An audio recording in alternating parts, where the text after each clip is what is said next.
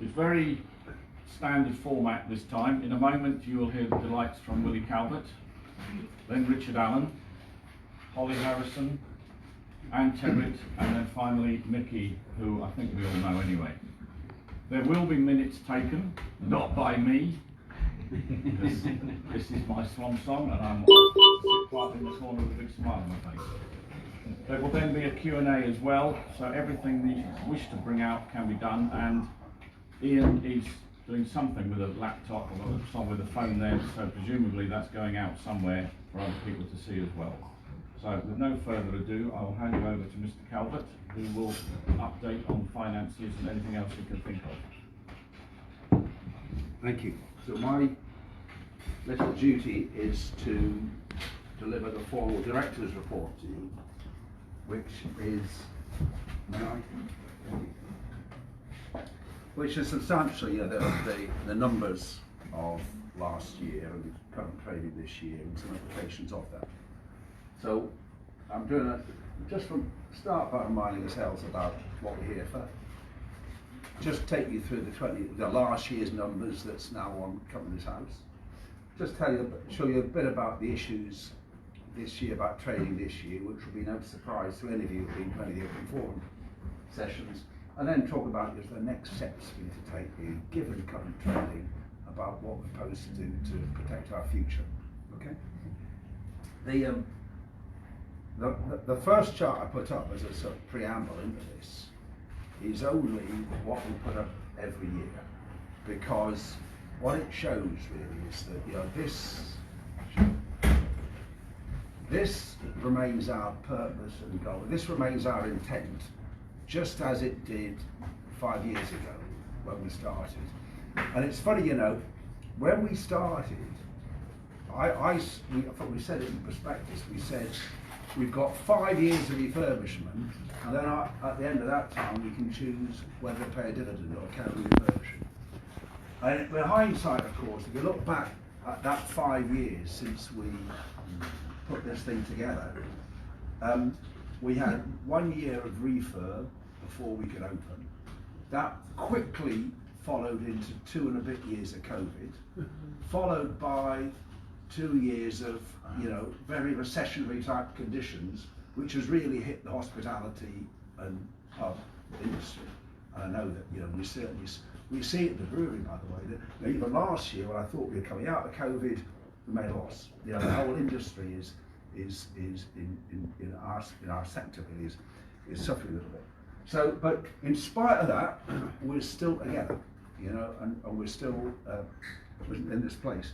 And if there's one thing that this is most important is how we work together as a team on everything. We've all got different strengths and weaknesses in this. We all give differently in what we do into this place. We argue, of course we argue and stuff, we've got different opinions, but at the end of it, we are the most aligned group really about this common vision we've got to make this place, big place for Windsor's social value, and I'm really proud to be part of, And as also in life, we've all got many different interests and responsibilities, and we have to make sure we put our time into where there's the most return and so on. And for me, this absolutely is at the heart of what I want to spend time doing, because of the value I think that we bring by working together and arguing together, all that, the way we do. And so just to say thank you very much, really, we as a board, we just appreciate the way everyone, so many different people pull together in so many ways to keep this thing viable when all around us hospitality is so difficult. Okay. So I'm going to just show you where we are in the 22 numbers. And as you know, what I traditionally do is show you this not as a table, and actually, I beg your pardon, if I go into the numbers, just a bit about 22. Can you remember back to 22? Because that was last year. It's a long time ago. Remember, that was the year we had 3 fine prime ministers. It was the year.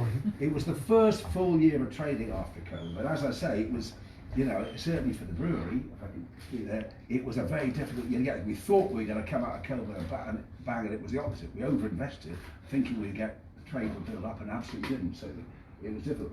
it was the year that, thanks to all the volunteers and Greenwood School Management, we got the kitchen opened in May. And for all our problems this year with it, it's a major asset which is important to our future. It was the second year of Swan Fest that Mickey started, and with all, especially with the friends and others around, we built into such a good event this year, more than ever. It was the year that, in order to be able to get on with the roof repair, in spite of the fact we didn't have cash in hand, that the Greenwood School proposed an interest-free loan to the Swan, which is still, I tell that sound, for £30,000, and that funded three things, which really happened about the end of last year, 22, but sort of spread into this year as well. And that was getting the roof repaired, and it's now in a not perfect but very stable state. The coach house has been, as you know, has been transformed in terms of what we can do in there now. It's a much more acceptable place you've got to do. And we put the solar panels up. Yeah. And by the way, with the solar panels, we know it was the right thing to do for the statement we make and moving towards more renewable energy. With hindsight, by the way, the money we spent on it would have been better spending probably paying down mortgage. But that was, we didn't know we were at that point. So that was it. It was the year. Remember, we came out of this meet last year. We said three things: we were going to do dividends in kind, we were going to appoint a community director, and we were going to start open forums. And open forums, for me, has been a good advance. Really, it's got more different people involved, at least in knowing what's going on in the club. And we were listed last year for the 2023 Good Beer Guide. And what I'd say, Alan, one thing that I always think of is that it's probably more about who we are and our values and what we want to make this place into than necessarily the quality and consistency of our offer now. As you know, that we always know we've got a long way to go, but our ambition absolutely is to be local Canberra pub of the year when we deserve it. That's what we're going to get to be a Slough, Windsor, Maidenhead pub of the year, but we know we've got a little bit to go in terms of our quality and consistency. Okay, so that was 22 for me. So the numbers to back that up, really. Rather than show you the numbers, I normally do this by way of graph. And if I just take you back to when we started, so this was a year and a half's worth of numbers. Do you remember in that? So this is profit and loss. So on the left hand bar is income, and the right hand bar is expenditure. So you quickly work out if the left hand bar is bigger than the right hand bar, we've made a profit. If it's not as big, we've made a loss in that year. So in that year, which was more like an 18-month year when we started, we spent about 80-90 grand on refurbishment. Do you remember that? That was just to get this room ready.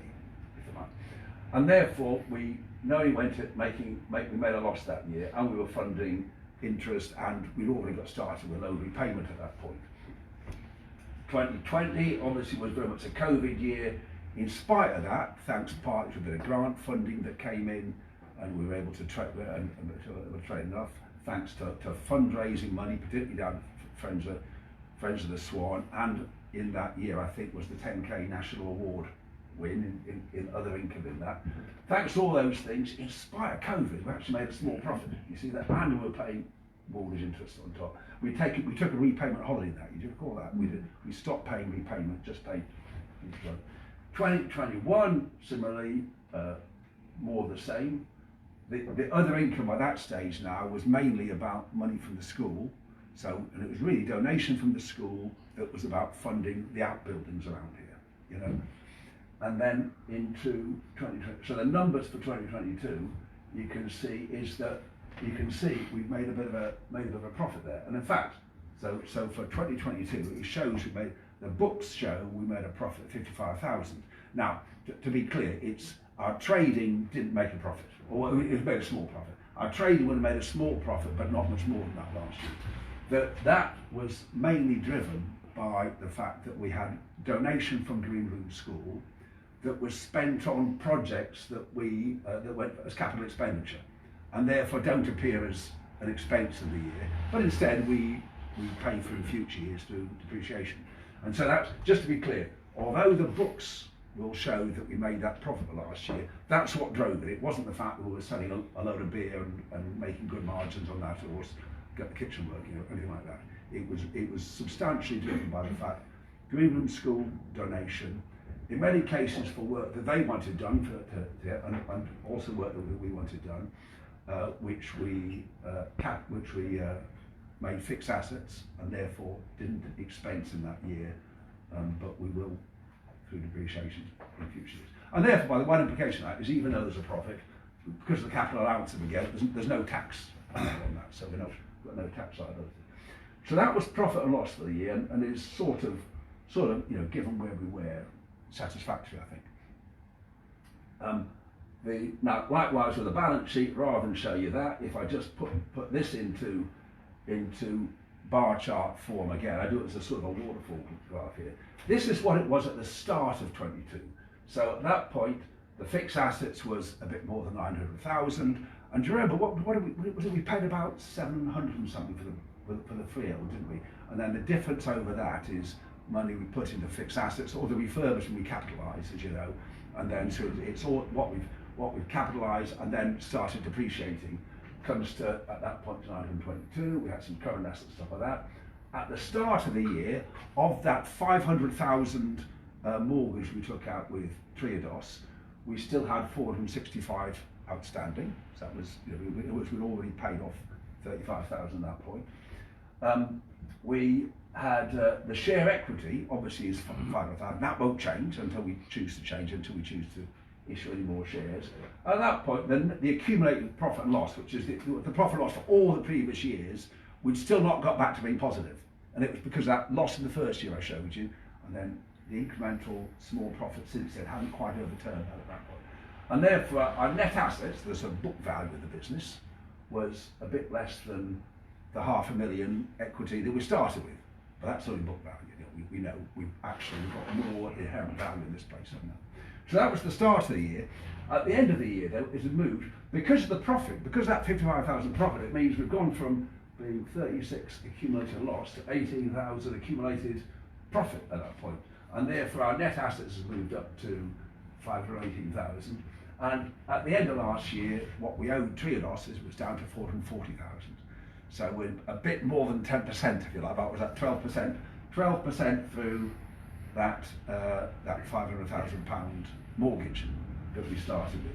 But for me, it was always a point, a certain point I want to get to, was the fact we finally got the point where our net book value was more than than the equity we started with. It somehow feels a bit better to be in that position than otherwise. So that's where we were then at the end of 22. And by the way, right now, if the Triodos mortgage was 440 at that point, it's down to roughly between 420 and 425 of that sort of order just now. As interest rate goes up, what we put through payment starts to fall off a little bit, so the rate can get slower sometimes. Okay, so that's our balance sheet where we are. So that's 22, and so those accounts have already gone into Company's House. It's what it was, if you like. So what's happening this year to date? I want to just take you through our issues, and this, again, for those of you who come to Open Forum, none of this will be any surprise. It's only saying the same amount. And the first thing is a graph which many of you have got bored of seeing over the course of the year. Probably it shows that basically our weekly sales pretty erratic and very event driven. And so if I explain then, so 2021, when we came out of COVID and we started to open again about there, and this was our gross sales, this is including the VAT in it, our gross sales per week as we went through the year. 2022, the year we've just spoken about, you can see it was trading above the year before, and you can see that was Swan Fest week. That shows how big Swan Fest is and the trade that brings in. What a great event. You guys have made it all. 2022, we set an operating plan for this year, is the light blue. You can see now, and it basically comes out in sort of monthly steps, if you like. And for the first part of this year, we were kind of tracking operating plan, albeit with those event-driven peaks and troughs, pretty well. Since then, apart from a massive peak for Swan Fest, and that was because that was Oktoberfest. That was that a couple of weeks ago when we had the charity event on the Saturday night.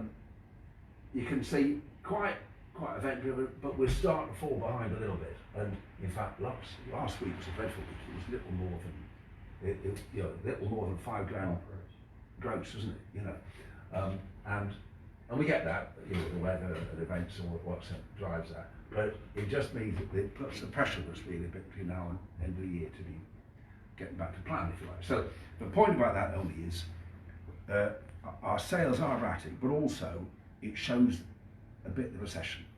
You know, generally, and I see it elsewhere, and I see pub company numbers all the time in my life, and generally, although people try and talk themselves up, the underlying thing just now is people are generally behind in what they want it to be on hospitality, and there's lots of warnings about, you know, if the government doesn't extend business rates relief, what's going to happen to pubs in the new year. There's a lot of pub companies really worried about Q1 next year and where that's going to go. So trading generally has been, if we're blunt with ourselves, has been disappointing this year for that. But it's where we are in the market. And one thing we find, and we talk earlier about sometimes, is that, you know, when we do events, when we do quiz nights, it's great getting people in here, but spend per head often is quite low, you know, and we understand that, you know, people are tight on cash, and, you know, we don't want to, and so it's events gets people in, it doesn't necessarily drive what we need over the bar to pay for it. So that's the first thing. The second thing is utilities, and so I just want to show you that we had some fortunate contracts that went through to February 23, where, you know, we were paying about 16 pence a unit for a kilowatt hour for electric. So at that point we had to renew. We deliberately renewed for a short period, knowing it was a really bad time to renew. We thought it was better to take the chance for what we get later in the year, which has turned out to be the right thing. So, but at that point, you know, the rates we're paying more than doubled, you know, and since then we've just fixed for 12 months from the point end of August, and, you know, given Ukraine news, that's probably the right thing to have done. And we're a bit lower than that, but it's still roughly double what we're paying. You know, and you can see gas follows roughly the same numbers. You know, just to talk around numbers, roughly, in spite of it coming down a little bit, we're kind of paying twice what we were on the old contract, and that's worth about 10 grand a year. Yeah. And by the way, what I would say is we really appreciate the work you're doing, Tony, and Gav has given the help in the past to help us look at our electric usage. We know we don't use electric efficiently. There's things we need to do better. So that's utilities, 10 grand a year more than we budgeted for, or I budgeted for. The second thing is mortgage interest rates. And so you'll all have seen these sort of graphs. This is what Bank of England rate has done over the years. So you may think we're incompetent, or I was incompetent when we took out the mortgage. At the time we took out the mortgage, there was no fixed rate option at that point, and we never thought to think, hang on, we better fix this, is unsafe, you know. And to be honest, it didn't really hit until very late last year, and the reason is that our arrangement with Trinos was we pay bank rate plus 4%, but with a minimum of 4.75. So when rates was only 0.25%, we were paying 4.5% over bank rate, and it wasn't until it started to get up into this sort of territory late last year that it started to really hit us, you know, but then it's counted, and so broadly what it means is we pay now, if it's 5.25, we're paying 9.25, which is double the rate we were paying, you know, before. And so that's, again, paying twice the rate of mortgage compared to what it was, is 20 grand a year we haven't got. So that's been our problem this year, really, is that sales has been okay, but because of recession it's been a little bit disappointing. But we didn't plan on utilities being 10 grand a year more, or mortgage being 20 grand a year more. And what that means is that, if I just move on a little bit, is this is what I showed you before, the P&L progress we made. My estimate for what this year's outturn will be something like this. So this is This was taken at the end of August, and I just made an estimate for the last 4 months of the year. And so our net sales will increase. The net sales, you know, that's what goes over the bar, will increase. Less investment or fundraising this year, so that is less there. But still, nevertheless, overall income increases.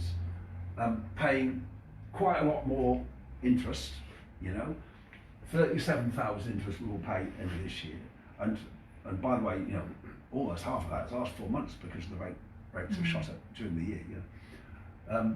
And so we will profit and loss. We will make a small profit this year probably, and by the way, not if we don't keep those sales numbers going. But either way, it might be enough to be a profit, but isn't enough to fund the mortgage repayment on top. That's the problem, isn't it? The mortgage repayment's not in P&L, you see, so because it's a balance sheet item, and so that's our issue really. Is we've got in a position where, in the current part, you know, we're trading. As I say, it's clear out, make a profit, and if we didn't have a mortgage, we'd be fine. We'd be quids in, you know. But we're struggling to fund the mortgage repayment, and so therefore my kind of conclusion at the end of it is our current cash flow position is sort of unsustainable really, in that I don't have enough cash. I have to work out who to pay each week and who not to pay, and what, you know, how to manage the VAT coming up. It's not a satisfactory, it's not an efficient way to run a business when you get to that. And I've had to put a bit of loan in just to keep it going just now. And so it's not a great position just now. And we'll be all right first this year. The problem is Q1 next year. It's always death. You know, January, February is death in the trade.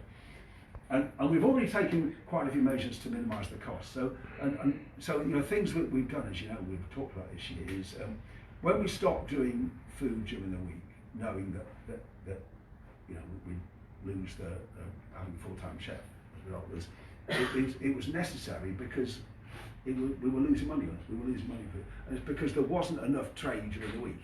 And there may have been in a different recession environment, but there wasn't enough. And it may also be about the quality, consider off. We can all argue about that. But we had to stop it simply because when cash is everything, we couldn't afford to keep that going as it was.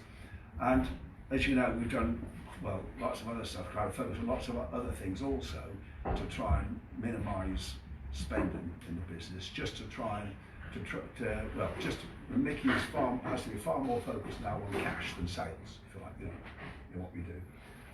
We're already benefiting, you know, bringing school, we told you they gave us a 30,000 loan and effectively pay a sort of rent as a donation on top of that, and share some of the costs with us. And the brewery also, you know, they give us more credit. It's a loan, you know. They give a normal trade customer, and so you know we're stretching little things in those cases also. We could go. In fact, I've discussed with the bank. What about stopping mortgage repayments? And this, by the way, is knowing it's exactly the wrong thing to do. You know, because if you do that, you never get out. You know, so it's the last thing. But we've looked at that. We've looked. What would the impact on a fixed rate? Could we just extend the water? And there's not a good option there just now with the bank. And you've got to remember that I can't just take the mortgage somewhere else. This was the only bank that would give us the mortgage, remember? Yeah, so we sort of feel we have to find a way of keeping the mortgage repayment done so that we do, because once we've got through this problem, you see, once we've got the mortgage down to a much smaller amount and rates are lower, then, as I say, then we're quids in, then we really are on track to what we're trying to do. But we need to somehow get some sort of cash injection, and therefore there's a couple of things we'd like to go ahead with now, which we've already spoken about at board, and with investors panel, with friends, and with open forum, and discussed informally and at this point now we'd like to and by the way, I had to get permission from the bank as well. That's what's also delayed. But broadly, there's two things we'd like to do, and one of them is we're going to reopen that community loan scheme that we did when we started. Do you remember when we started that we said, if you can't afford a share, just lend us some money, and in a couple of years' time you can have it back as twice the value over the bar. And through that we raised about 27,000, and we were so strapped then it made all the difference to do it. And since then we've started repaying it, and the outstanding amount by those four to about half that, and it's hardly moving from that actually, it's sort of staying there. And so we started thinking, well, is that should we do the same again? And so we took that open form, and as you know, we got good response from open form. People thought there might be a good demand for that. And we would say, if anyone wants to loan at least £50,000 to make it worthwhile and say up to 1,000, then we'll repay you at twice the value in 3 years' time over the bar. And by the way, if mortgage rate falls, we can do it earlier or earlier with conditions, we'll do it earlier, but we guarantee from 3 years' time we'll do it. Supposing it was so oversubscribed, we'll close at some point. We suggested 25,000, but that's only just for manageability of our debts. It can be in your personal name to take advantage, or you can put it in someone else's name as a Christmas gift, or anything like that. But that's what and broadly, what we'd like to do is we try and design something which we hope people will feel is a good deal, but it will help us through this current financial climate to get to what we hope are going to be calmer waters in the future. So that's one thing we'd come out to today, and we'll have a scheme now whereby people can give us feedback and apply, and we'll see if there's a demand there. And the second thing is only if there's a significant demand. If there was a demand for us to issue some more shares, then we're also open to do that. There's no point in doing it just for one share because of the complexity involved in doing it. But if we were to get, we seek interest from today in does anybody else want to buy shares on the same terms as the original offer? And the original offer was, you may remember, was oversubscribed, and from the balance sheet numbers and what you can see around you can see actually we've got something which are worth more than that, But on the other hand, because of the restrictions of community interest companies, I'm not suggesting it's something you'll make a bunch of money out of, because of how we can pay dividends in the future. So, and so we're fully aware it's someone doing it for helping the pub rather than for a fast buck to the oven.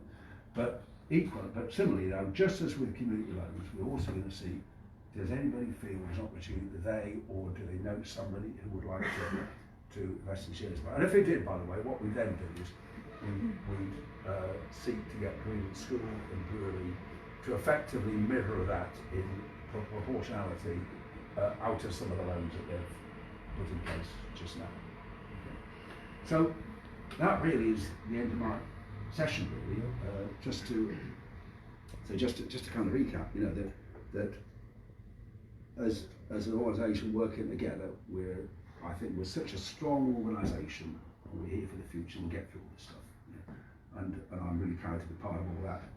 That 2022, for that slightly artificial reason, makes us look profitable, and that's fine. The world can see that. 23, some difficult trading for things to do with sales, utilities, mortgage interest, and therefore we think that to safeguard our future, we want to explore these two ways of giving us a bit of a cash fire break, if you like, to ensure we get through the next couple. Is that okay? Thank you very much. Cheers.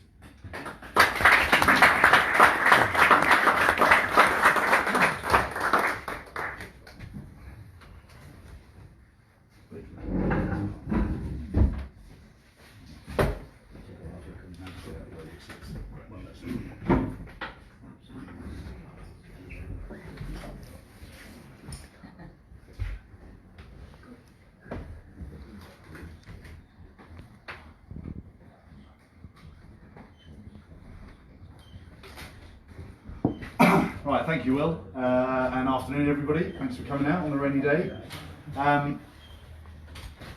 Just going to, as usual, give a bit of a focus on what we're doing around the education here at Groom School, and give my sort of thoughts on perhaps what's some things coming up in the future. Can you see above my head? Right. Firstly, I just thought it's worth mentioning this, that my job has changed since we last did the AGM last year. My job has changed fairly significantly within the school. For the past 4 years, whilst we've been doing this, I've also been the head of this school, the head of the school on Albert Street. I was a designated safeguarding lead, was the CEO of the Green Room Foundation, which is our charity, and also on the Swan board here. That was quite a lot of work, and didn't give you very much time. Since then, I've appointed a new head at Albert Street, a new head here, Tina. If you've met Tina, she's here on a daily basis running the school here, and I've got 2 people doing safeguarding leads at the 2 different places, which is better.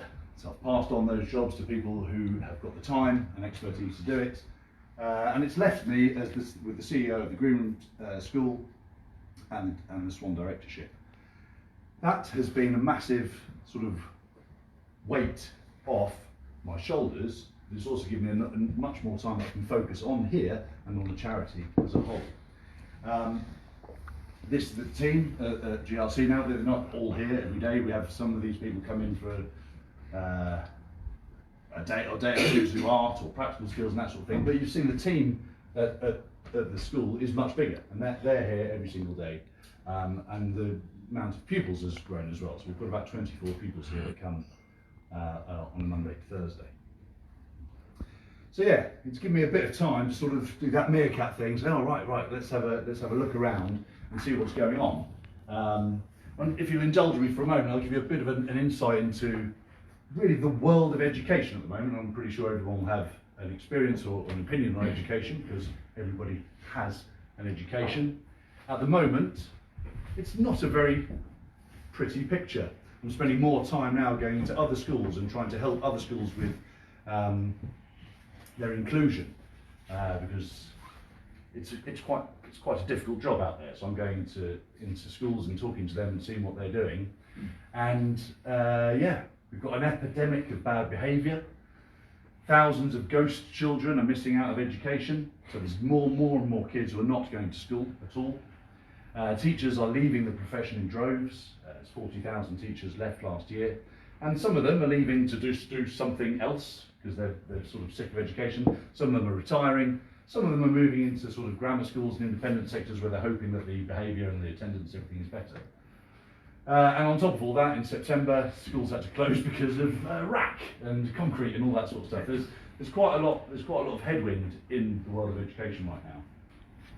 So where do we stand within that? Oh, and this is fresh. This is Rishi Sunak spoke last week about scrapping A-levels and the EBAC and everything that's sort of been going on, and doing this advanced British standard.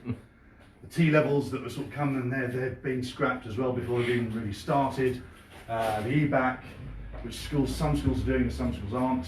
It's a very changeable climate. I mean, we'll talk about 3 prime ministers. We've had 7 education secretaries since we started this at the Swan.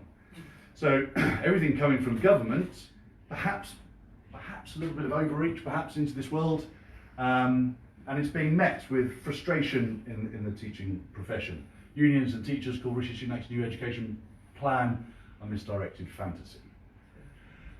There are so many immediate crises that schools are now dealing with, from recruitment and retention to crumbling school buildings and the lack of support of pupils with SEND. So that's special educational needs. So that's the sector that we work in here at the Swan. And also artificial intelligence, something else that's just changing everything, isn't it? And certainly within schools, kids are actually realising that, well, I can get an education in front of my laptop. And more parents are doing that as well. And that education is working out what I do know and what I don't know, and it's tailoring sort of education plans for kids.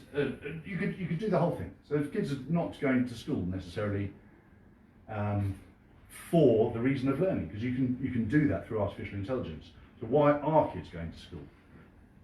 We're sort of looking at what artificial intelligence can't do. And that's the social interaction, that's the communication, that's growing up with your peers, having role models from your teachers and all that sort of thing. That's the important part of going to school. It's not necessarily what you can learn. So, taking that as a sort of a broad landscape of what education is, I wanted you to sort of understand a little bit more in depth about what it is that we're doing here that's slightly different to that. We got Ofsted inspected in July. And we didn't really make a big song and dance out of that. If you've been to Open Forum, I have spoken about it there. But at that time, in a world where there's so much sort of governmental input into schools, and then this Ofsted was a bit of a spectre that was really kind of driving fear into schools and taking them in directions that they didn't necessarily want to go in. There was a school in Reading that got an inadequate at that time, and the head teacher took her own life. It didn't feel right for us to be sort of going, yeah, we got outstanding, which we did. And we're very pleased about that. Thank you, Mum.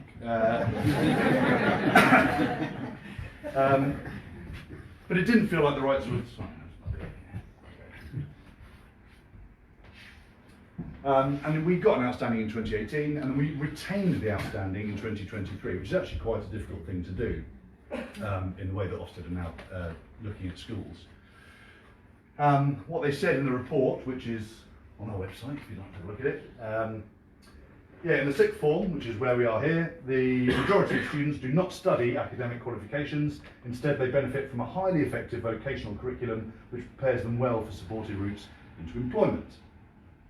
There's well-planned work experience and enterprise opportunities are threaded through everything of the curriculum at every opportunity. We truly bridge the gap from education into entrepreneurship. Students are enabled to become increasingly independent as they start to prepare for adult life. And these opportunities are tied together into a coherent curriculum based on the school's rocket competencies to ensure that all pupils learn skills such as resilience, communication, and teamwork. So that's what we're doing. We don't do qualifications here. We do maths and English, GCSE. We do food hygiene certificates, health and safety, like ladder training. We'll do anything that the kids want to do that will make them more employable, first aid, all these kind of things. But actually, A-levels, T-levels, advanced British standard, whatever is going on, we don't do. We focus on rocket. And literally, it's not just our education, it's our behaviour, it's everything. And so if you look on our sort of management information system, we only talk about rocket, and that's resilience, organisation, communication, community, initiative and teamwork. And then we talk about our values as a school, which is kindness, curiosity and change. And that's how we benchmark everything within the school.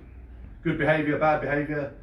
You don't get pinged for telling somebody that they're saying something horrible to them. So your communication could have been better there. You could have been slightly kinder in your comments there. So that's how we formulate the curriculum, not just here, but at all of the green room schools. You'll see this in other schools now. They're sort of moving away from GCSEs. They're like the sort of independent schools. They're creating their own qualifications. In essence, that's sort of what we're doing. It's called Rocket, so we have the Rocket Child, the Rocket Launchpad. We're sort of looking at that. And actually, I'm going to other schools and going, you should try this because it creates more well-rounded human beings who have a sense more of humanity. And the teachers looking at it going, yeah, that would be brilliant if we could just do that. It's all underpinned by what's called transversal skills. And these are things that we've sort of used the Finnish model and the Helsinki principles, and UNESCO say that everyone requires transversal competencies to successfully adapt to change and lead meaningful and productive lives. These are things that you don't necessarily find in textbooks. These are the soft skills that, I've employed plenty of people in the schools. I'm not necessarily going through their qualifications and looking at that. I'm looking at the person that's in front of me. In the interview process or on the taster days and that sort of thing. And that's what our pupils will be doing. So we're trying to prepare these young people to go on and lead brilliant lives by using this. Here are some of the pupils that left that some of you will recognise from Epic Thursdays and so on last year. They've moved on now. Carly, she had a certificate up here at one point for the paintings. She now works for Scrummies and at Legoland as well. She doesn't work here anymore, but this was her first job. And it's allowed her to get those other jobs and to move on. And she's now working full time, learning to drive a car, and which is brilliant. Elliot has started his own business. Baz, he's fixed your lawnmower, hasn't he? He's done a very good job. It's starting in that sort of thing here in our workshop. He's now going out and working with other members of the public, fixing cars, fixing motors, and he's still here on a Thursday, so we're sort of handing that over. He's allowing, you'll see his logo is on the workshop door, and we're his sort of physical space. And we help him with his accounts and that sort of thing as well. Millie still comes on a Thursday because we love her, and it's great that she still sort of holds that. She's got a job as well. She's working at Runnymede Cafe, and she's gone to drama school at Central School of Speech and Drama, one of the best drama schools in the world, and she's following her dreams to be an actress. And she's got a boyfriend. And all sorts of already working out. Josh has left us, but he works here now, and this is sort of it's something that is keeping in our contact with him going, and he works well for you, isn't he? Good guy. Izzy and Sky, they've both gone off to college in Kingston, which they wouldn't have done before they came to us.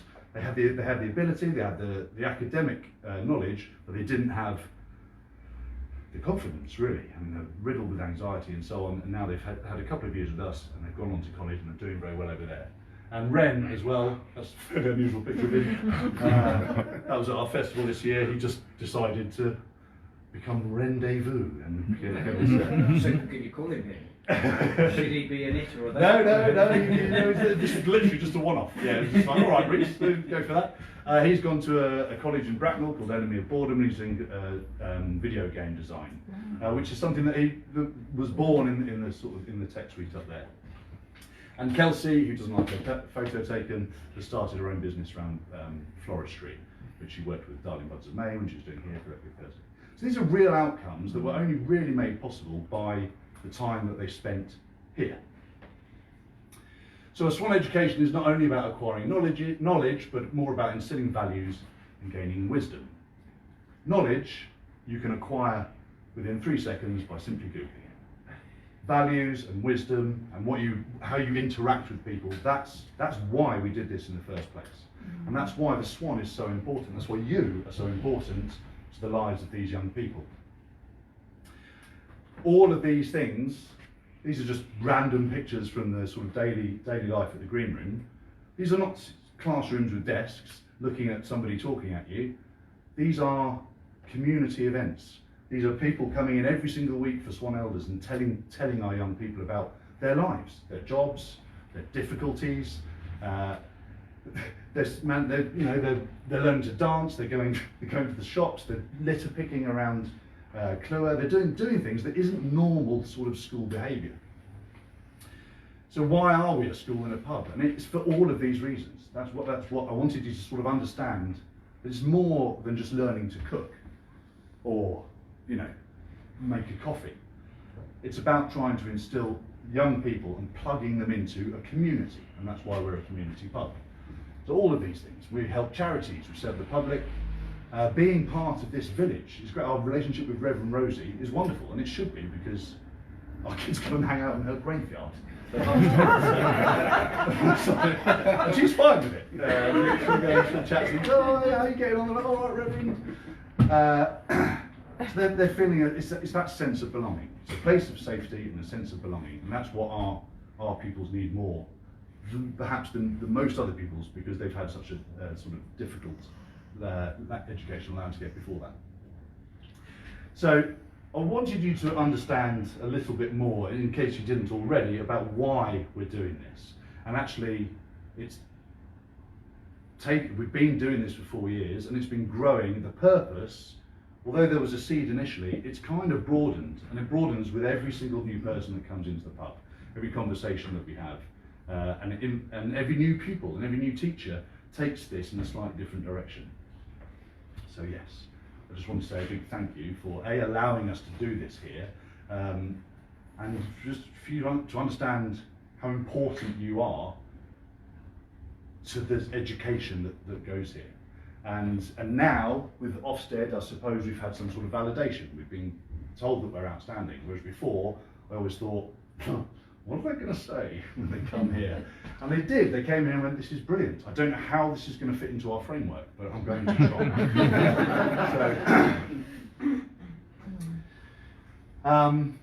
So yeah, a big thank you. It's growing. As far as what we're doing at the Green Room School, it absolutely works here. And so we're not going anywhere. In fact, we're investing in the future. You'll know if you've been to an open forum or you've spoken to anyone around recently, we've just bought 104, which is the property around the corner. And that land actually spans all the way to the end of the cowshed over there. this bit here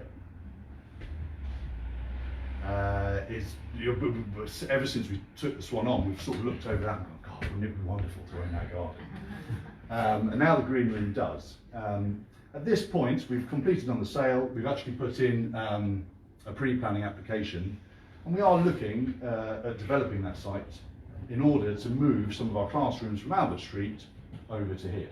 So it'll still be separate from the pub, but actually what we'll then be able to do, hopefully, is to allow that space to be used, the garden space, for the pub in the evenings and the weekends. It's a very complicated space. Obviously it's a conservation area for those of you that live in Clewer, you know. It's got an electrical substation, which is literally just there. So there's enormous amounts of cables and things under the ground. And every single tree has a preservation order on it. And wonderful, beautiful trees. So it's a very difficult, we won't be able to do very much there, if anything at all. So we're sort of in that middle bit now where we're trying to find out what we can do with that space.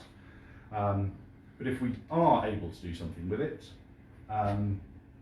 we will then open up that garden space for use by the pub. And that sort of bit, when our pupils are not in lessons and they're sort of hanging out in the courtyard or whatever, I'd like them to be able to have a more sort of sensory space that's quiet and it can be away from the public during the school day and that kind of thing. So pre-planning has gone in, we're awaiting a written response. As soon as we've got that, we will then host an evening, perhaps in a sort of open forum, particularly on this, and we'll be able to share with you the plans and answer any sort of questions around that. But we're not quite there yet. That could be in 3 or 4 weeks' time. Okay, so where do we go from here? Well,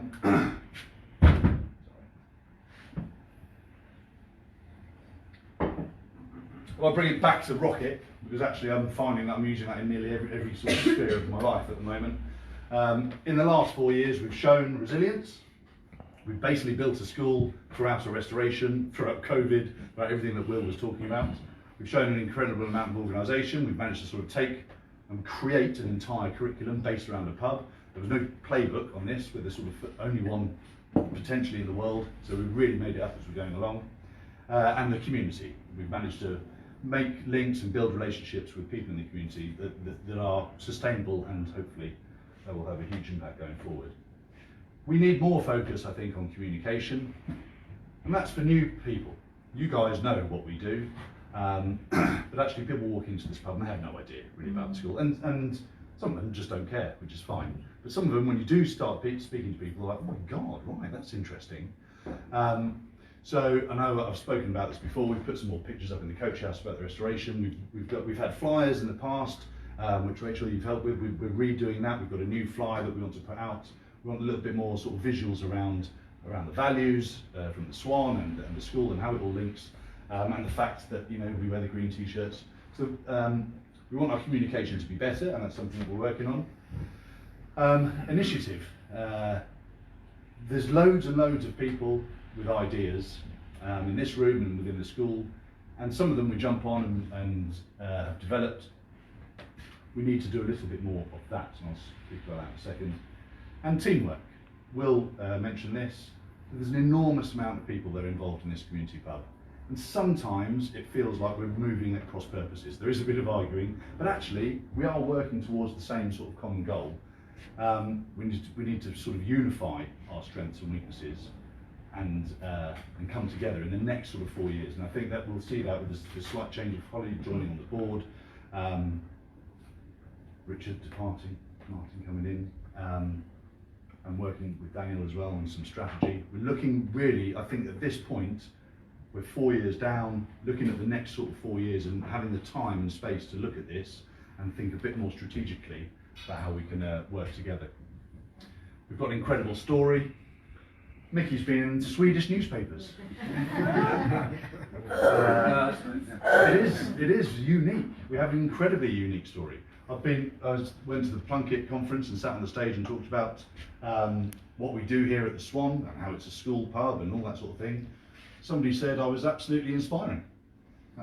on Twitter. That wasn't you, Mum, was it? I don't even know the person.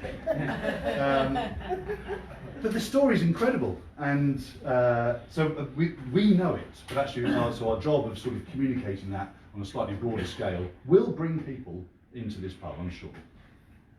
The initiatives that I was talking about, the food offer is a really sort of pertinent thing right now, isn't it? We've got a kitchen. It wasn't making any money. What are we doing with this going forward? And there's been enormous amounts of conversations around it. And one is that a sort of a simple offer is kitchen takeover, and that's something that we've done for 4 years. The Green Canteen, that model we know works, and it has low sort of risk for the pub, and it brings people in and gets some more money over the bar. So these things, we've tried and tested some things, so I think we need to sort of make some decisions about broadening that offer going forward. And then this is our team. This is the Swan. And utilising this triangle and working together is vital. And actually, when you look at around it as well, we're working with lots of other organisations and charities are all working towards a common good. I've put Great Park Home Care on here as well, because that's a new thing. So one area that we are looking into is more sort of business working and people coming in and utilising a space, rental of the space and that kind of thing. We've just upgraded the Wi-Fi here, so it's 600 megabytes a second now, so that's great. So people coming in, sitting on their laptops and using the space for business. Great Park Home Care have booked this table on a Tuesday morning to have meetings and to work from here just for a few hours. And that's worth about £3,000 a year to us. So there's other sort of options that we can explore to bring in other revenue. So this team, the way we work together, and that rather than sort of any sort of finger pointing within ourselves, and it's about unifying who we are, utilising our strengths moving forward. A bit of a cheesy quote to end. Our unity is our strength and our diversity is our power. We reject the myth of us and them, we're in this together. And that's me. Thank you very much.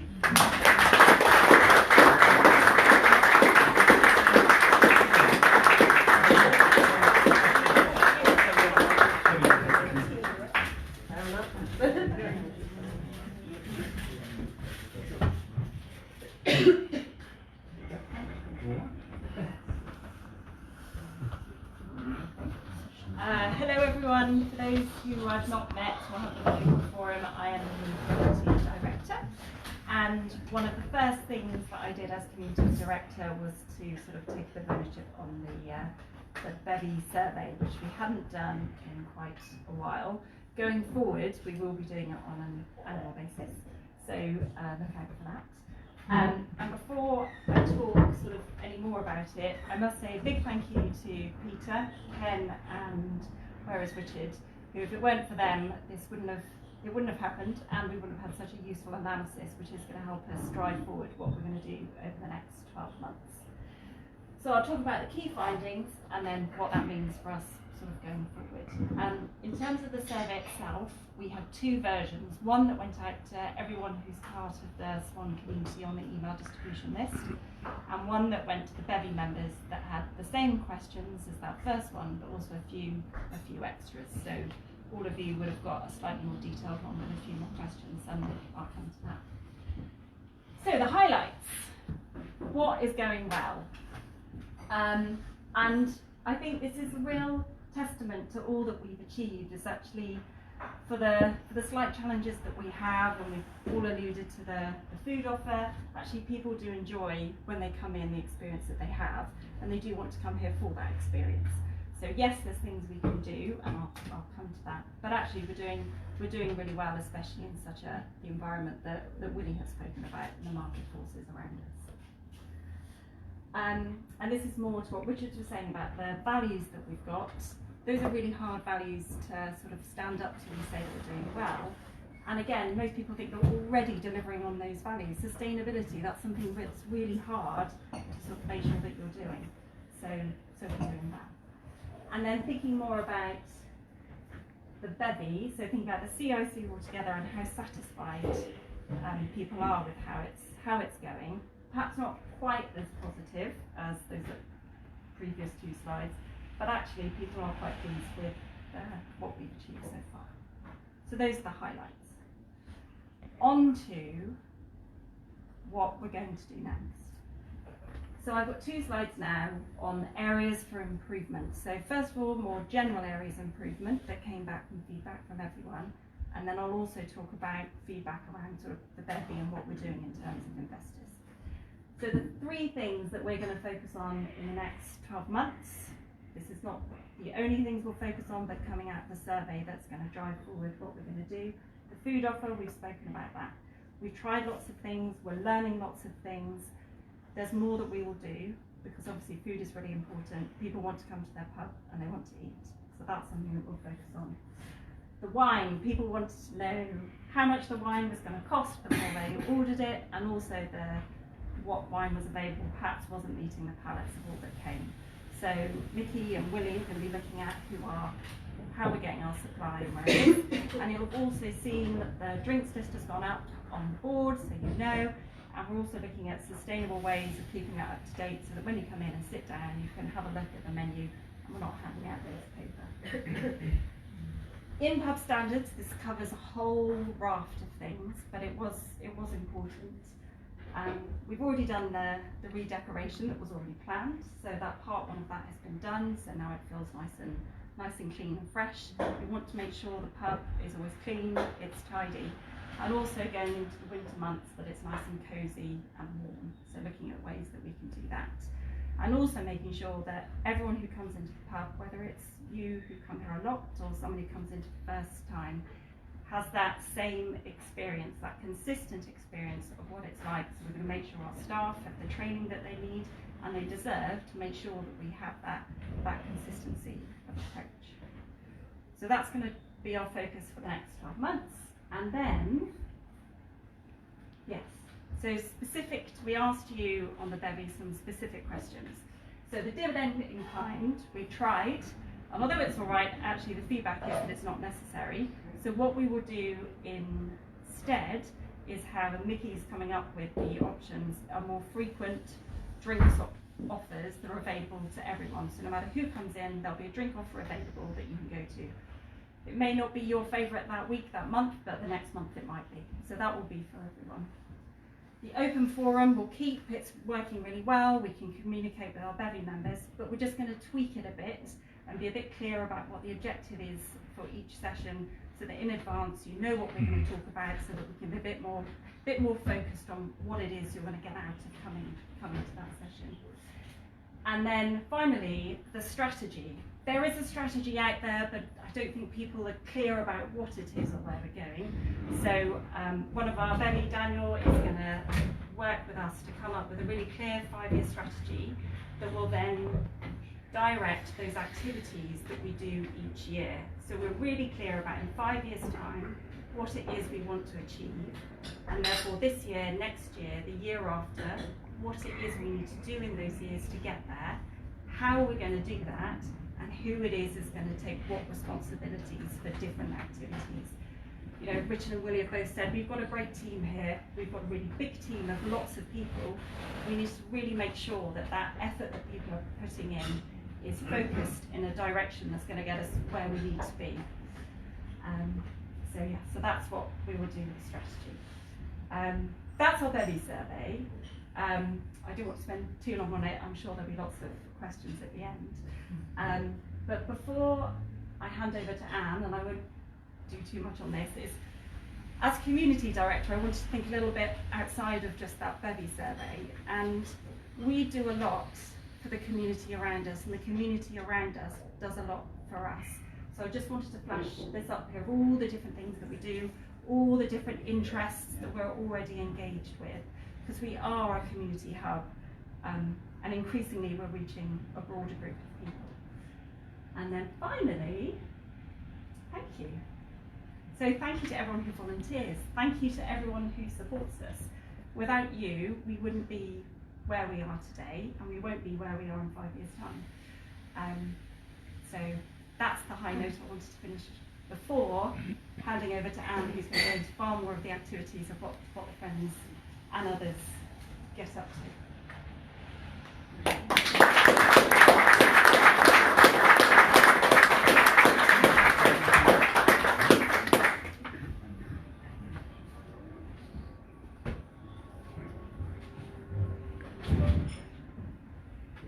All working.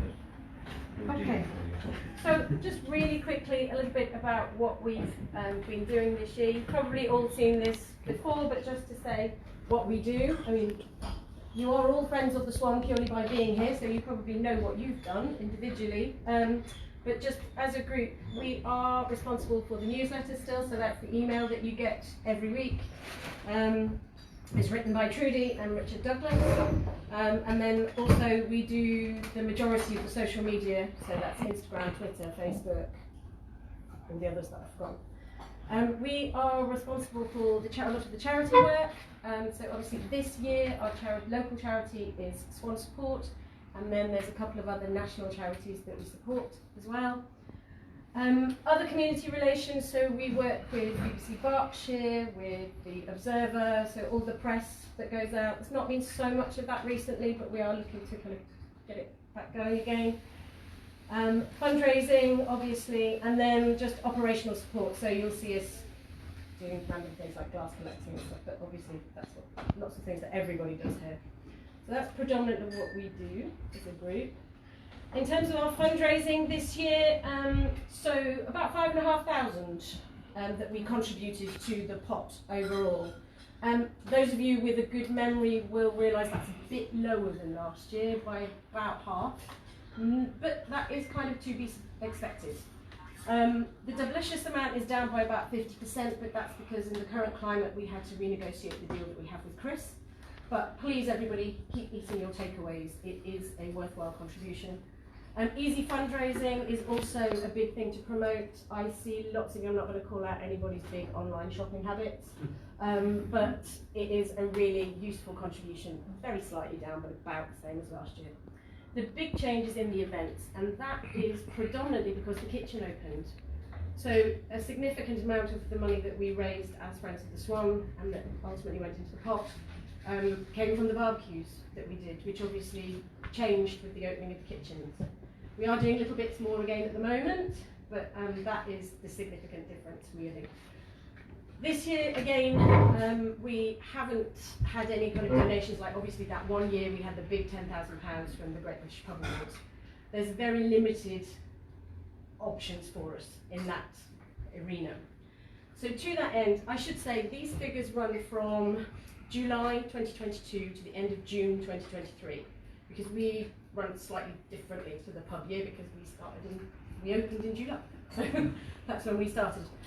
So this is all basically went into the big pot. As of August, we are now financially independent, which is probably the quickest way of putting it.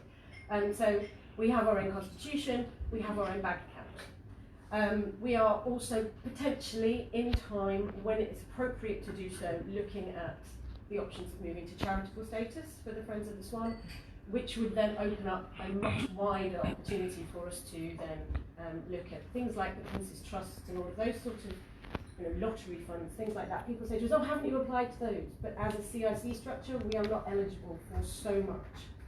So if we change our status slightly, it opens new doors for us. So that is the plan moving forward from this year. Or part of the plan. Charity obviously is a big part of our remit, and in that 12 months we have raised around £2,500 for charity, so thank you so much. That is a lot of cake eaten. So since from July to about February, that was almost £700 went to family friends. So in the 12 months that we worked with family friends across 2022, we actually raised just over £1,400 for them, so a great local charity. Swan Support so far this year, so that's from February this year so far, we've raised just over £1,200 for Swan Support. And their calendar year will end January's coffee morning is the last one that they support, and then we'll go, that's when the process for the new charity starts. We also obviously support Macmillan and the Royal British Legion as our other two bigger charities. These are the 2022 numbers. We've just had 2023 as well, obviously. And they're about the same. Macmillan was a little bit higher this year, but about the same, but you'll see that next year. So that's our charity contribution. So thank you very much to anybody who has baked a cake, eaten a cake, bought a cake, or donated in any way. Predominantly this money does come from the monthly coffee mornings. It was also my duty here just to talk about members of the community that we've lost this year. I'm sure everybody knows Diana. A key founder member of the Strippers on the very first day. She was here, as you can see, always with a cheeky smile, whether she's eating with a glass of wine or coffee, or being Charles and Diana up there. Diana is sorely missed, but we're very pleased to see Baz here with us today. So what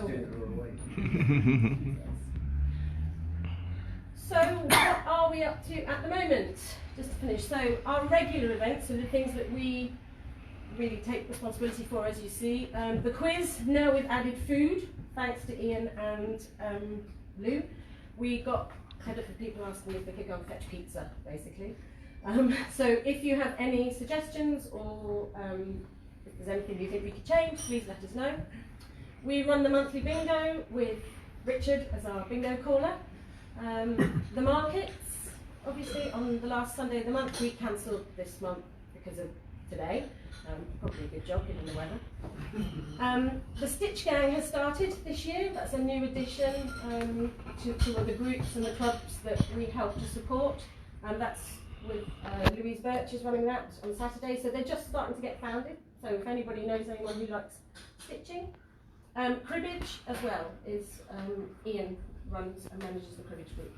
If anybody would like to start their own group and use the Swan as a base, then please let us know and we can help support you get started with social media and all those other things. What do we have coming soon? Annual Christmas card. Don't go out and buy your other ones. Ours is coming soon. So we will have our Christmas card. That's a really good source of income for us. We are going to have our second Christmas market on the 15th of December. I've got about 7 or 8 stalls so far coming. So mulled wine, mince pies, live music from Sean's band. Anybody who knows Sean, the Scottish guy with the long red hair? He's going to play for us. And we're also planning some events for the new year. So some kind of ticketed fundraising events that we hope we'll be able to roll out for you. What we've also been doing is with our funds, we have helped with the refurbishment costs, so the cost of all the paint and everything that's been used has been funded from the Friends of the Swan. Takes a little bit of pressure off of Willie and the pub accounts. We're also coming up, we're looking at redoing all the banquette seating, and the cushions and the seat covers and things like that, and the toilets. So the toilets obviously there was just too much to achieve in a couple of days, so redecorating the toilets. Also, for those of you who come to the quiz, you'll be pleased to know a new amplifier. We've been having lots of sound problems. Sorry, can you speak up? No one ever said I'm quiet. We also funded the Pubs in Bloom competition this year that we joined. Unfortunately, we didn't win, but we will continue to do that just to keep. I think we had lots of lovely comments about the courtyard over the summer this year and the flowers and how we made it such a nice environment to come to. And that obviously helps to attract people into the pub, so we will continue to do that. Ian manages the group. And thank you very much to everybody who waters dead heads and whatever over the summer to keep that all looking nice. Trudy is also working with Mickey and Tina and the school and everything, and we are looking to revamp the rental policy, so that is to promote the rental spaces. So we have kind of involvement in that as well. And leaflets and things that Richard mentioned, we're also helping out with. So that's all I really wanted to say today, unless anybody's got any questions in a few minutes. If you want to get involved more than you already are, please come and talk to us. We're all here today. We do have a volunteer database now, so you can say what you do and don't like to do. If you're good at painting, great. If you prefer gardening, great. So we do keep a database of things and contact people when we have things that are suitable or that they might be interested in. So please come and let us know if you would like to do more. But yeah, otherwise, thank you very much.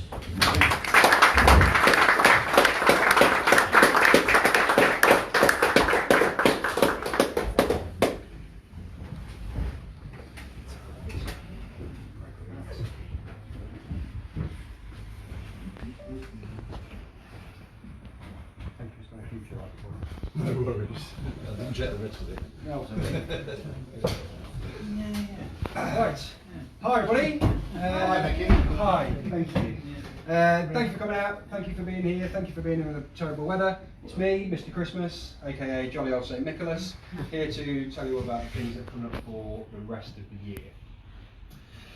So, let's start with the pub opening hours over Christmas, over the festive period. You can all see that, so Christmas Eve this year we're staying open till 11 rather than what we did at 10 last year. So for those of you that go to church afterwards, you can go straight from the pub to the church. I think that's okay, right? Yeah, that's fine. Traditional. Yeah, right. So on Christmas Day, the bar will be open from 12 till 2. No food that day, so as normal, 12 till 2. Boxing Day, we're doing 12 till 6 this year. We thought Boxing Day would be a bit better than it was last year. It was not. So we've had to take a slight reduction on the hours there. New Year's Eve, open till 1 AM, and New Year's Day, 12 till 8. So again, New Year's Day last year, we thought that that would be the New Year's Eve for the people that worked on New Year's Eve. Does that make sense? That makes sense. Again, it didn't happen. So we're closing at 8 on New Year's Day as well. So hopefully that's okay with everybody. So just to reiterate sort of the last order things, a few people have asked me what the last order policy is here. So if we close at 11, last orders for the past, well, I've been in here 3 years now, so last orders will be called at 10:30, then the last pour will be around sort of 10 to, and then 11 o'clock is closing time, so then you've got your sort of 20-minute drink up time, so by sort of 11 is when pours out, and that'll be the same for Christmas as well, okay? Then the exciting bit, I'm your chef this year for Christmas. Right. Yeah. So it's going to be available Friday to Sunday from the 8th. Yes, from the 8th of December up until Christmas Eve. Friday, Saturday will be 12 till 8, and Sunday will be 12 till 6. The last food orders will be similarly to what we do for last bar orders. The last food orders will be half an hour before the kitchen's due to close. Okay. And if anybody else knows a chef that wants to come and help me, I'd be greatly appreciated.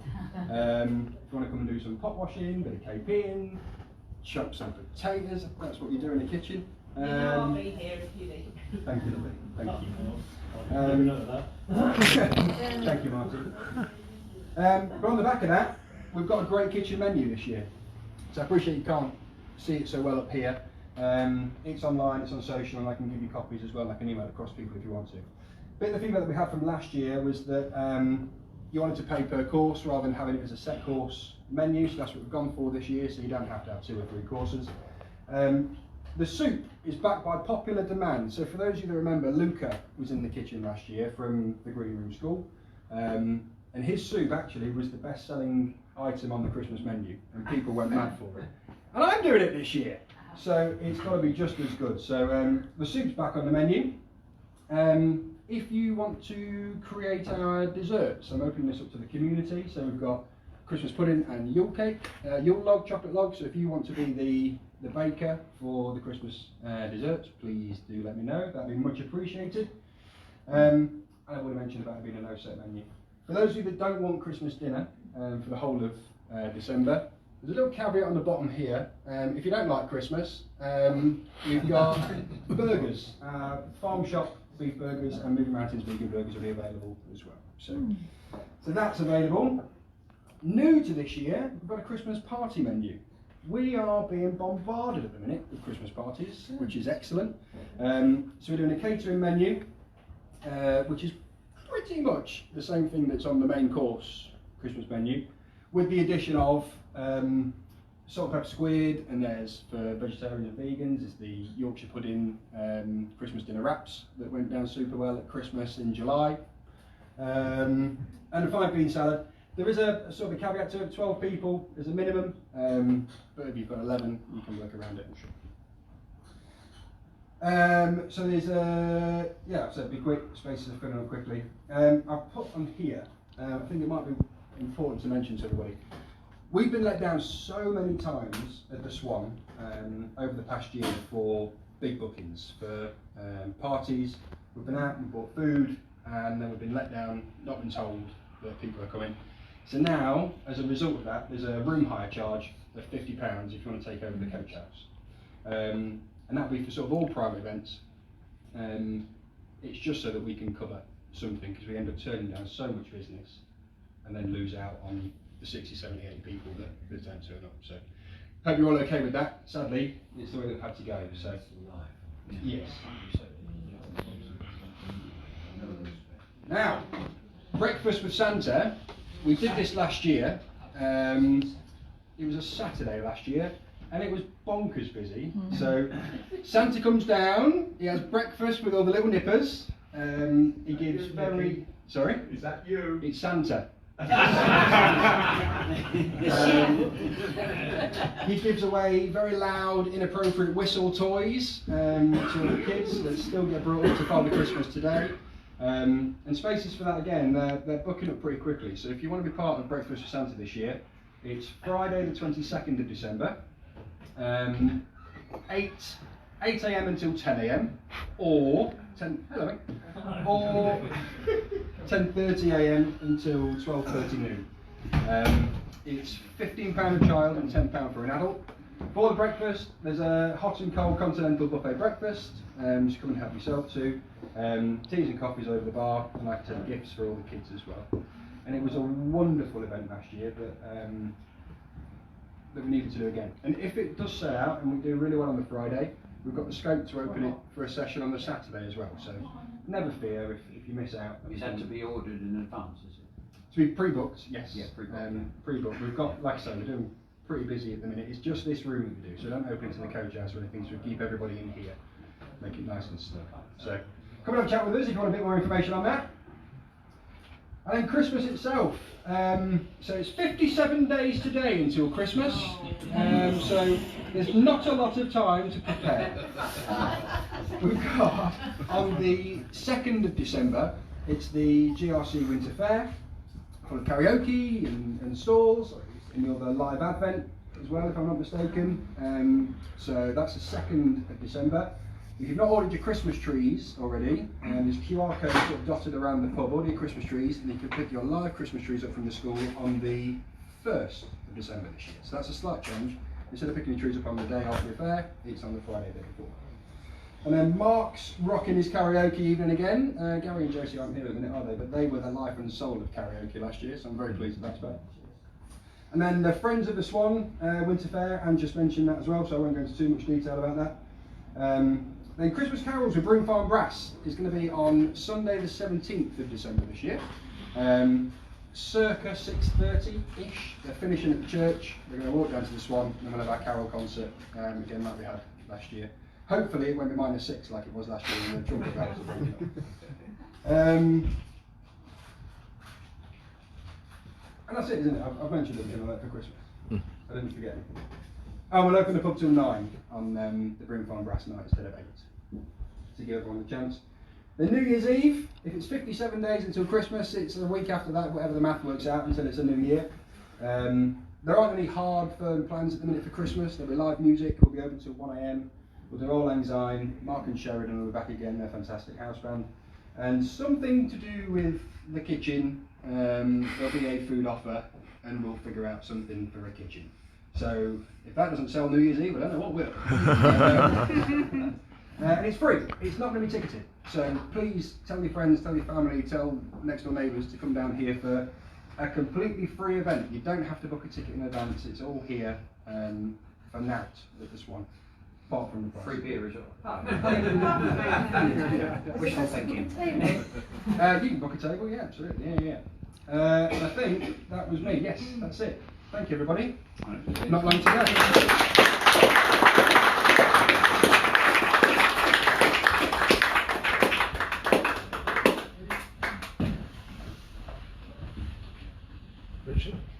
Richard?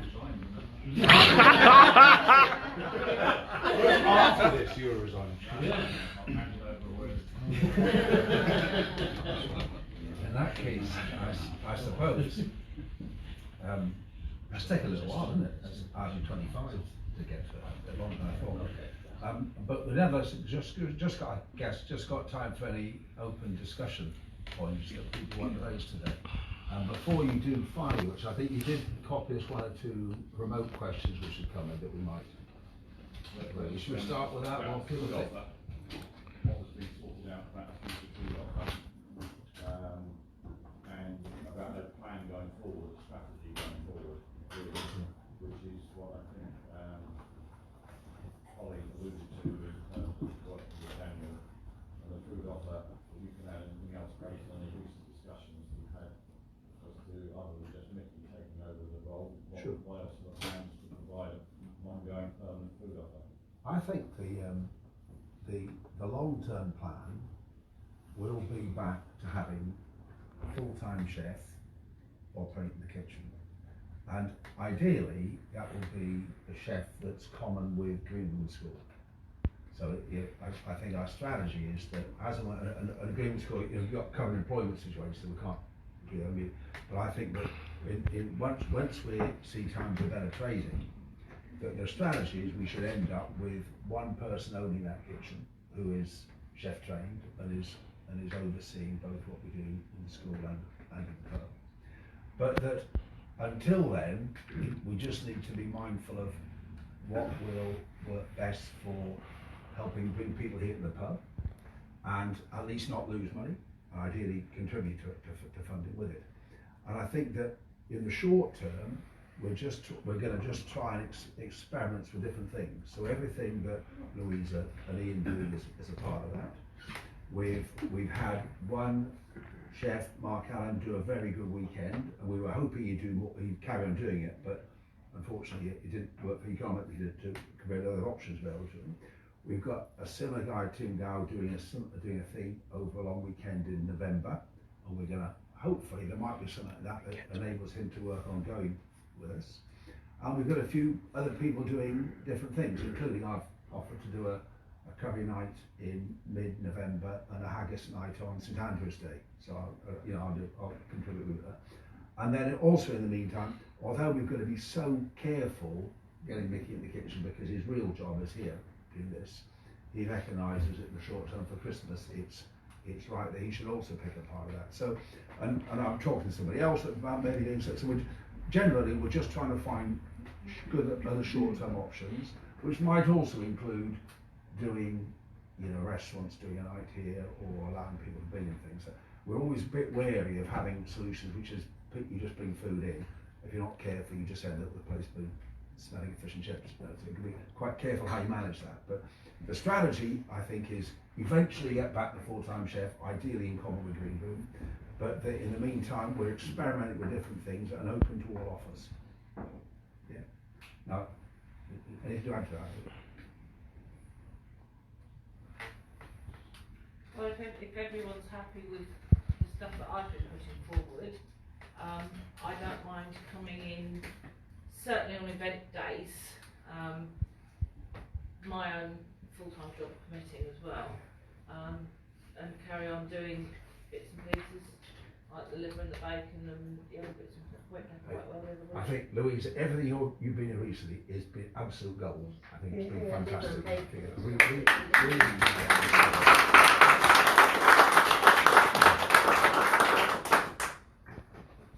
I'll come in and help out whenever I can. Thank you very much.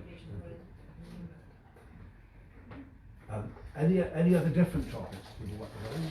Can I just ask about the shares that people, if someone wants to sell their shares on, the original shareholders, or if anyone say has died and the share comes back, what happens to those shares? Is it put out to the general bevy? Is it, what happens to them, and is it a lottery or is it first come first served? How do you sell those on? Well, because it happens so rarely, we don't have a proper process. And if people think would like a proper process, we'll do it.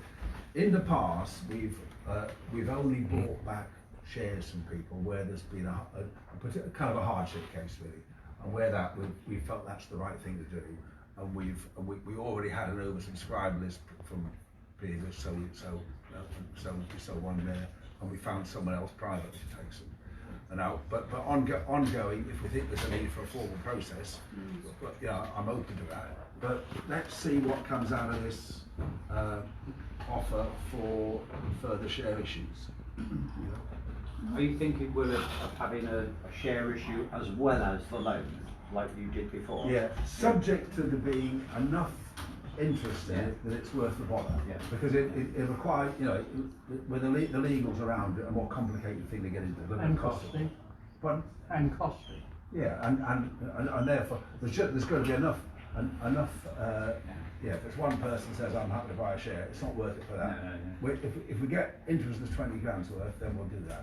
Yeah, but the loan thing is absolutely going to happen anyway, because that's the thing that out of open forum we got feedback would be a more popular thing to do. Willie, can you explain? You mentioned the new shares. Can you explain how they'll work in terms of dilution? I didn't quite understand your comment about the brewery. Well, it's only this really that you may know we have we have 500 £1,000 shares, and a quarter of those are held by Green Brew, 1/4 by the brewery. And quite simply, what I think we do is if we had interest in general public or residents buying shares, then we would look and see if in the same proportions as the original offer, we get Green School and Brewery to match it. Now, in both those cases, Put new money in. well, in both those cases, they have loans. I do know in the case of the brewery, there are absolutely no spare money. You know, in all cases right now, we're all strapped for cash, but we might convert loan into it, which is sort of as good as cash in a sense. I think converting loans into Yeah, shares yeah. to avoid dilution. Yeah, which at least reduces, you know, liabilities for the pub. Yeah. But on that, we're going to wait and see what feedback we get and act accordingly. So have you got a date, Willie, for launching the community loan scheme, or Well, I think, coming shortly? Or I think formally it's launched now, right. but So we'll what's get, the process but we'll then? get a note out to people Right. this week, and it'll be, it may well be that I'll ask people just to, you know, on those terms to email, probably myself to start with, just so we can pull it together. Yeah. And we'll do that next week. Great. To be honest, our timing really is Q1 next year. That's really what, you know, that's really what we need to cover. We can do that. Any other points?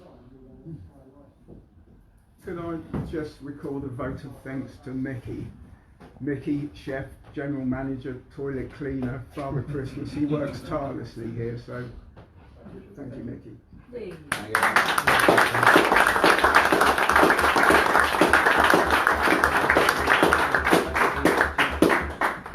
Now, I think maybe Holly and Anne, you want to do something. Well, You can do it.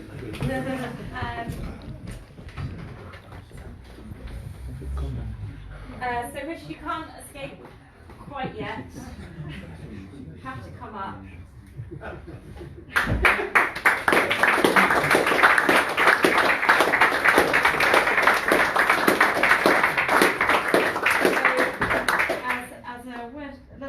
A little token of our thanks from everyone at the Swan for all you've done in your role.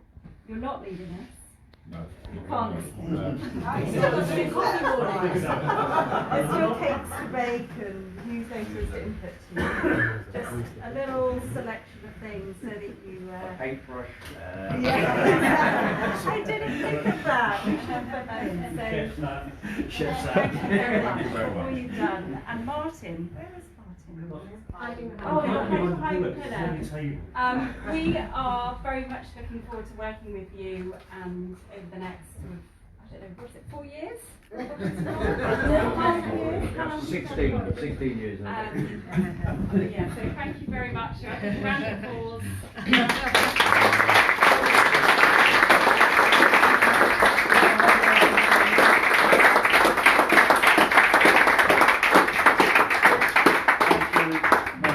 This is unexpected and unnecessary, but it's been a real privilege to be part of the CIC over the last 4 and a bit, 5 years, and I think it is in a very, very good place now, ready to really take off with the new appointment, not just because it's not me, but even better with Martin and with Holly and everybody else involved. So I wish you all the success. You will still see me here. I will still try and bake my Victoria sandwich and my lemon and blueberry tray bake, which very well. Not that old, Mark. There's no escaping. But again, thank you very much, and I wish the CIC, the Swan, the school, every success in the future. Thank you.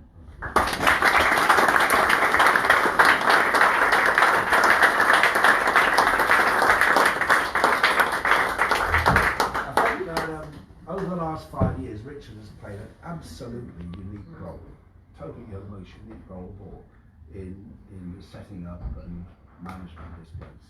I know we get so frustrated working with Richard and I and stuff, and I sense it. I sense the things he'd like to say, doesn't. But of all the different qualities that Richard has given this place over those years, the biggest one of all is the trust. There's no one in this place that people feel more trust towards doing the right thing, being independent in thought, making sure the right thing happens, stand up for things we know it's important, not when it's not, and just, everyone knows he's always in there for the right thing and everyone's best interest. I think totally unique role, which I really appreciate what you've done.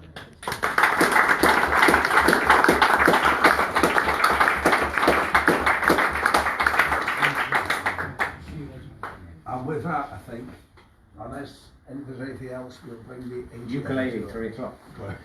Yes. Thank you, sir. And the kitchen's open. Thank you.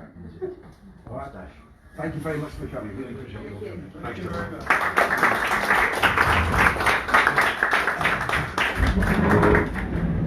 Thanks all for watching. That's the end of the 2023 AGM at the Swan Clewer.